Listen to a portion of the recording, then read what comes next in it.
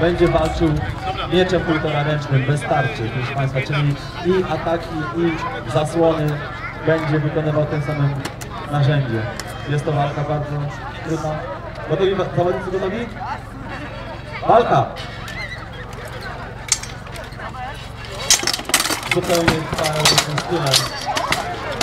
Widzicie Państwo, że zawodnik, który ma tylko miecz, próbuje łapać przeciwnika, próbuje różnych technik, żeby zadać te ciosy, ale przewaga Radka jest znacząca, proszę Państwa. Wielkie brawa, bo tu naprawdę idą strasznie mocne ciosy.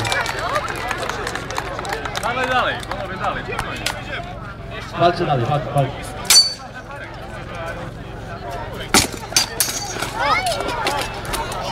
Stop! Ostatnie komendy tylko. Komendy stop się nie będą oczywiście liczyły. Walkę wygrywa Radosław Swętrzyna. Wielkie brawa.